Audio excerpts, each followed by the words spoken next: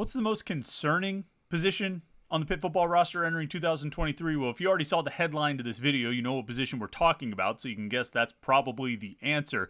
But we're going to break down the wide receivers right here on the Morning Pitt on youtube.com/Panther-Lair.com. All right, Wednesday edition of the Morning Pitt, youtube.com/Panther-Lair.com, the day after the 4th of July. I hope you had a happy one and a safe one, a fun one, whatever it is that you chose to do. Hopefully you didn't try to go get gas at Sheetz. It's the only thing that's a worse idea than trying to go to see the Grateful Dead at Star Lake. Hopefully you didn't get caught up in that mess. I know I didn't. I filled up my gas on Monday, having no idea that Sheetz was going to do what they did. Nevertheless, we're here to talk about Pitt football on the Morning Pitt. You know the deal. Like this video and subscribe to our YouTube channel, youtube.com/Panther-Lair.com. So what we ask you to do every day, and that way you don't miss any of our exclusive Pitt video content. These daily Morning Pitt videos, Monday through Friday, that we put out every morning to get your day started, your morning shower, your morning shave, and your morning pit. We have the live show that we do every Wednesday night at 8:30 p.m. That'll be tonight, me and Jim Hammett talking about everything going on in Pitt sports, probably this wide receiver stuff and a bunch of other topics as well. And then anything else that we put on youtube.com/Panther-Lair.com, press conference videos, practice highlights, recruit videos, whatever it may be. There's a lot of video content there, and you don't want to miss any of it. So like this video and subscribe to the YouTube channel, youtube.com/Panther-Lair.com. We make it easy for you. There's a subscribe button right down there, so click that bad boy, and you won't miss any of our content. You can turn on notifications as well. You can get an alert sent to your phone, so you never miss anything. Every time we post something new, you'll get an alert. And that's pretty handy, right? That way you don't miss any of it. And of course, go over to the website, Panther-Lair.com, Panther-Lair.com, Pittsburgh.rivals.com, the most comprehensive source of Pitt sports news on the internet, football, basketball, and recruiting. You find it all at Panther-Lair.com and message boards to interact with hundreds and thousands of other Pitt fans. All day, every day at Panther-Lair.com. And Pitt fans have certainly had no shortage of conversation points when it comes to the wide receivers. As you know, we've been going week by week, previewing all the positions, breaking them down. We started 2 weeks ago with the quarterbacks, hit the running backs last week, and now we're on to the wide receivers. We have a lot of coverage of this on the message boards at really on the site at Panther-Lair.com. We have a lot of coverage, day by day, breaking down the position from a different angle. And then each Wednesday, we're using the Morning Pitt to do some extra preview stuff. So we talked about the quarterbacks a lot 2 Wednesdays ago. Last Wednesday, we talked about the running backs a lot. And today, we are getting into the wide receivers. And I have made no secret of the fact that I think wide receiver is the most concerning position on the team this year. I think it's a position with the most question marks. I think it's a position with the most to prove. And I think it's a position that, anytime we use any superlatives when we're talking about positions, pretty much any superlative, the first one always goes to quarterback. Like the position with the most question marks, the most importance to the team, it's the position whose success or failure will have the most impact on the team's success or failure. I mean, the answer to all of those is quarterback. But the wide receivers aren't far behind. If we take the quarterback out and we looked at all the other regular positions, the wide receivers are right at the top of the list. I don't think there's another position on this team that has bigger question marks, has more holes to fill, has less depth, less experience, less proven talent than the wide receivers. I don't mean to be completely down on the group. I think there's potential in that group. I think there are good players in that group, and we'll talk about it in a minute. But there's some big question marks surrounding this position, a position that wasn't necessarily very good last year for a lot of reasons. And it's not just on those players. I mean, I think there are a lot of fathers to the struggles of Pitt's wide receivers last year. The players themselves are certainly part of it. Quarterback play, the offense, the scheme, the design, the play calling. There's a lot you can look at and say, boy, wide receivers are a bit of a mess.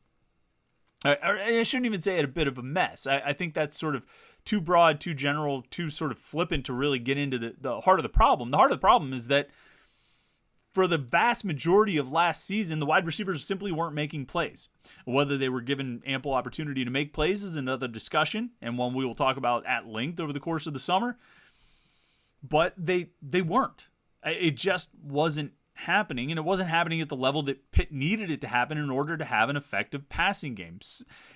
And you certainly, with the success of their running game last year, you would have expected their passing game to be better than it was, to be one of the better passing games or more effective passing games in the ACC, and instead it was one of the worst. It was one of the bottom of the ACC in passing yards per game, near the bottom of the ACC in team completion percentage, near the bottom of the ACC in team passer efficiency. it just wasn't good. And yeah, we're gonna put a lot of that blame on Keaton Slovis, certainly because he's not here anymore, but also because he didn't play very well. But the wide receivers have a lot to prove this year, and there's three big problems, or three big concerns, I should say, because I want to leave the door open for them to resolve these issues. So we'll just call them concerns instead of problems. Problems sort of makes it sound like it's permanent and it's not going to change. Let's be optimistic and say that there's a possibility it could. There's three big issues that I see with Pitt's receivers entering 2023 in no particular order. The lack of a big play receiver, the lack of experience, and the lack of depth. And to start with the big play receiver, because I went through and there were easier ways to do this, but I didn't do it the easier ways. I went through every game Pitt played last season looking for pass plays that gained 20 yards or more. 20 or more. There were 42 of them, which actually is sort of middle of the pack in the ACC. They actually did better in the ACC. I think it's 63rd nationally, but like top 8, top 6 or so in the ACC. Better than I expected. I thought Pitt would be one of the worst at that. But they have 42 pass plays of 20 yards or more. It wasn't a very explosive offense. And you can probably guess who made most of those plays. If not a majority, then a plurality. And it was Jared Wayne. He had 20. He had 20 of those 42 20-yard pass plays. He had, and his biggest games kind of came in the second half of the season. 4 against North Carolina, 4 against Syracuse, 1 against Virginia, 2 against Duke, and 2 against Miami in that final regular season game. He didn't have any in the UCLA game. Nobody else on the team had more than 6. That's a big imbalance. And there were 1, 2, 3, 4, 5, 6, 7, 8 other players who recorded at least one pass play of 20-plus yards. None of them had more than 6. So Wayne had 20, but Means had 6. Israel Abanikanda and Gavin Bartholomew had 4 each. Not even wide receivers, but they were next, ahead of Konate Mumfield, who only had 3. He had a 20-yard catch against West Virginia, a 29-yard catch against Syracuse, and a 30-yard catch against UCLA. Jaden Bradley, who's also no longer on the team, had 2. Rodney Hammond, Vincent Davis, and Carter Johnson had 1 each. So if you just want to talk about wide receivers returning from last year who made a pass play of 20-plus yards, there's Bub Means with 6, Konate Mumfield with 3. 9 total wide receivers returning with pass plays of 20-plus yards. And I don't mean to over dramatize it with all those pauses between the words, but I mean that's a distinct lack of big play. I hesitate to say ability because it feels sort of permanent to say that these guys are not capable of it. I think they might be capable of it, but certainly a significant lack of big play production from a year ago. Somewhat encouraging that Bub Means, I said had 6 pass plays of 20-plus yards. And I think 1, 2, 3, 4, 5 of them came in the final 4 games. He had 3 at Virginia, 1 against Duke, and a 45-yard catch against UCLA. So maybe there's something to be encouraged by there, that he finished strong. Maybe. I think it's hard to... we'll talk about Bub Means and what he can potentially do. But the big picture here is that this offense, which needs its passing game to be a reliable source of yards and points, has some major question marks about who's going to make those big plays, who can make those big plays. And now, to be fair, entering last season, I don't know if any of us would have circled Jared Wayne as a guy who could catch 20 passes of 20-plus yards. I don't think any of us circled him as a big play downfield threat, and he became he became the team's best option in that regard. Although it's interesting sort of to compare his numbers from 2021 and 2022, 22 wasn't too much more than it was in 2021. It's not like he only had like 4 passes of 20-plus yards. He still had like somewhat similar numbers to what he put up last year, but that was a far more prolific and effective passing attack with a more effective and prolific quarterback, and with Jordan Addison on the other side, so maybe Wayne had some more opportunities than he got last year for a variety of reasons. But I think it's worth considering, and we'll bring this up again on some other points too. It's worth considering that entering last season, particularly after Jordan Addison was gone, I don't know if there was a clear, good, big play making option. And obviously, Jared Wayne emerged as that over the course of the season and certainly in the second half of the season. But at the same time, we look back and say, it doesn't really feel like that was an effective big play passing game. It doesn't feel like that was a passing game that really survived on big plays or was able to execute big plays with any kind of regularity or consistency. And this is a big concern for me because I look at last year and I say, well, they weren't really that good at making big plays, and they lost the guy who made almost half of those big plays, of the big plays they actually got. And then I look at Bub Means having made 6 last year. Konate Mumfield having made 3 last year. Dejon Reynolds, I thought I had written down what he did at Florida last year, but he caught like 12 passes or 10 passes or something. So it's not like there was a lot of opportunity to do that anyway. He had the big game against Vanderbilt, and that was kind of it. I think there's potential in the group to be able to stretch the field, to be able to make plays. I think Konate Mumfield has some yard after the catch ability, although there was more of an attempt to get him involved doing that this past season than there was at Akron. And to be honest, his year at Akron was, better than his year at Pitt. So maybe he's not the yak machine that Pitt tried to make him into last year. And I've got different thoughts on maybe how Pitt should be using Konate Mumfield, maybe a little bit more like how he was used at Akron than he was last year. But suffice to say, he wasn't that kind of 20-plus yard playmaker. Dejon Reynolds doesn't look like that kind of playmaker to me. I think both of those guys can do some things really well, but they don't look like they have that skill. Maybe it's Bub Means. Now, we've talked about Bub Means quite a bit. I talked about Bub Means a lot after the spring game. And I talked about the potential that seems to be there. And I talked about what Pitt ultimately needs from him. And a guy his size, with his kind of speed and his build and his leaping ability. He's got all the athletic all the athletic traits, all the physical traits.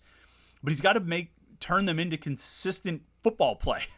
He's got to become a football player, which I don't know if he always looked like a football player or a polished wide receiver last year. Now, maybe after, entering his second year of Power 5 play with Power 5 coaching and all of that, maybe he'll be more able to use it this year. But he probably looks like the best bet. And again, he had 6 catches like that last year. Not exactly what you not exactly what you were hoping for out of him. What do you finish with? 27 receptions total? So 6 out of 27, almost a quarter of his catches were 20-plus yard passes, but he needs to be a lot more consistent. So that's number one concern, is the big play wide receiver. The number 2 concern, and this is kind of rolled up with number 3, the experience of the group. And there's Konate Mumfield, there's Bub Means, and there's Dejon Reynolds. And those guys have combined for 184 career receptions. Woo! That's a great number. And you know what? That is exactly 184 more career receptions than everybody else on the roster has combined. If you take all of Pitt's wide receiver roster outside of Means, Mumfield, and Reynolds, you add them all together for all of the offensive snaps they've taken in college. Do you know how many it is? 3. Javonte Royal lined up at wide receiver for 3 snaps in the regular season finale at Miami last year. 3. There's no experience in the depth whatsoever. Javonte Royal just moved over from defensive back. It was a move that sort of was made midseason last year. Like I say, he played 3 snaps at Miami, and that was it. He moved full-time this spring. Then there's Addison Copeland and Che Wabuko, redshirt freshmen who didn't even set foot on the field last season, and the 4 true freshmen who are coming in. And that's it. That's the wide receiver roster. This is why they were trying to go get Dante Cephas and Jaquay Jackson and a handful of other transfers even after they landed Dejon Reynolds. They knew they needed more experienced players. They knew they needed more veteran wide receivers on this roster, and they couldn't get them. For one reason or another, they couldn't get those other transfer receivers, even just one more, to add to that group, so you'd have 4 guys with legitimate Power 5 college football experience. Or even not even Power 5. Let's not even say Power 5 because Cephas and Jackson weren't Power 5 guys. That was, lower divisions. Just to have someone else on the roster with significant college football experience. And they weren't able to get any of them. And so they have 3 guys who have played varying amounts and a bunch of guys who have not played at all. That's a glaring lack of experience. Now, here again, we draw a comparison back to last year. So Mumpfield, Means, and Reynolds are coming into this season with 184 career receptions combined. Last year, Jared Wayne, Konate Mumpfield, and Bub Means came into the season with 173 combined career receptions. So 11 fewer than the trio is coming into this year with. And you could probably add in, Jalen Barden probably had a few catches in 21. Maybe Jaden Bradley had 1 or 2. Maybe it gets pretty close, but it's roughly the same amount of career production that you've got out of the group this year. So it's not a drastic change from last year, but here we come back to the same point I made about the big play receivers and how, it kind of looks like what it did last year. Yeah, and it wasn't very good last year. So they went into last year with roughly the same amount of combined career production, and the receivers weren't very good, weren't very productive, and didn't really make a big impact. For the most part, not consistent impact. And again, it's not just on them.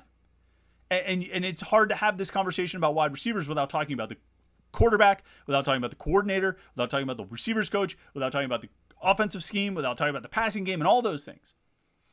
But when it comes down to it is the receivers didn't have a ton of experience. They had roughly the same amount of career production with just isolated on a handful of guys, centralized in a handful of guys. And the receivers didn't, I don't know what the right verb to use is. They struggled. They didn't make a big impact. They weren't very good. Whatever you want to call it, it wasn't a good year for Pitt receivers last year. And now they're coming into it with roughly the same situation of having 3 guys with a lot of production and nobody else around them. And that leads into point number 3, is there's a serious depth issue here.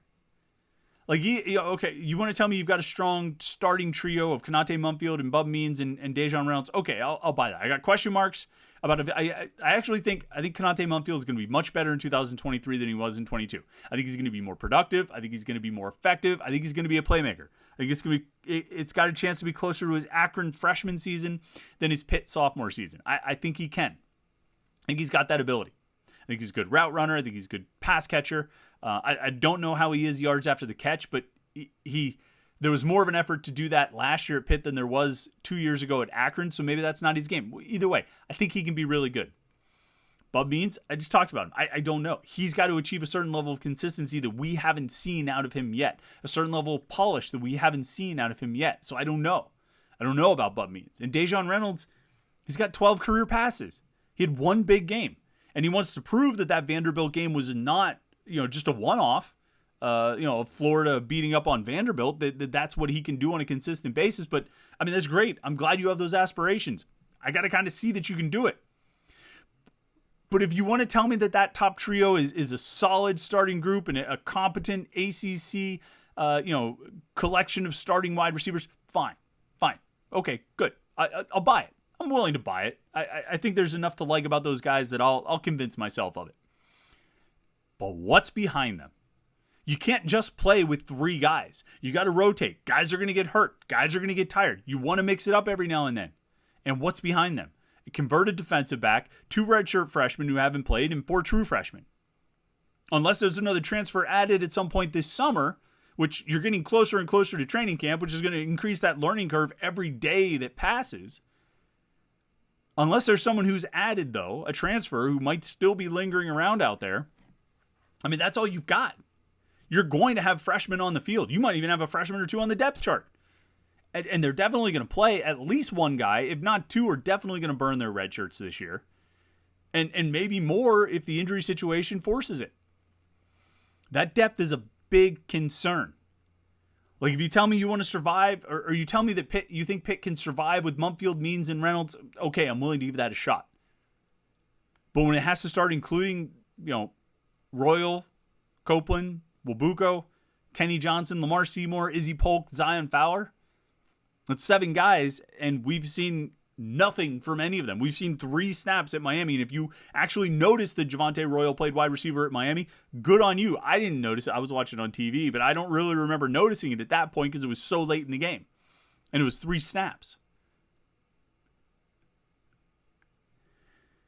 So they need to find a big play receiver. They need to develop some depth, and the only way to develop experience is just by, getting these guys on the field and letting them play, which eventually they will. I think some freshmen are going to be a part of it. If I had to bet on anyone, I would bet probably on Johnson and Seymour. It sounds like Izzy Polk had a good spring. Maybe Zion Fowler can come in and impress. But, some of those guys are going to play. You're going to have to find out what you've got in Copeland and Wabuko. You want to give those guys as much time as they need, but at some point, this year, you're going to probably need them. And if they get jumped by a Kenny Johnson or a Lamar Seymour or whoever, well, that'll tell a story of its own, won't it? So it's a tough wide receiver position. We've talked about the recruiting at receiver in the past, about kind of how they ended up in this situation, the misses and the guys who left, the transfers, the early departures, and all this different stuff. But this is the situation they're in now. They really need Means and Mumfield and Reynolds to stay healthy, and they got to find a way to develop those guys behind them. And if somebody could emerge as a big play threat, that would be good too. All right, that'll be it for our wide receiver preview. Not to start your day off on such a downer note, but this is, like I said, this is the position I have the most concerns about. And I'm guessing you probably do too. If you have a position that's more concerning than wide receiver, I definitely want to hear it in the comments, because I don't see one that has as many question marks as this one does, other than maybe quarterback. But that's just a given. That's always the case. All right, like this video and subscribe to our YouTube channel, youtube.com/Panther-Lair.com. We appreciate that. And then check out the website, Panther-Lair.com, Pittsburgh.rivals.com. Thanks so much for tuning in today. Like I say, I hope you had a healthy and happy and safe 4th of July yesterday, and you're ready to attack the rest of the week. It's the middle of the week here. We just got a couple of days left before we get to the weekend. Make sure you tune in tonight for the live Panther-Lair show at 8:30 p.m. Me and Jim Hammett will be there talking Pitt sports. So look forward to those conversations as well. So have a great rest of the day, and we'll talk to you tomorrow morning on the Morning Pitt right here on youtube.com/Panther-Lair.com.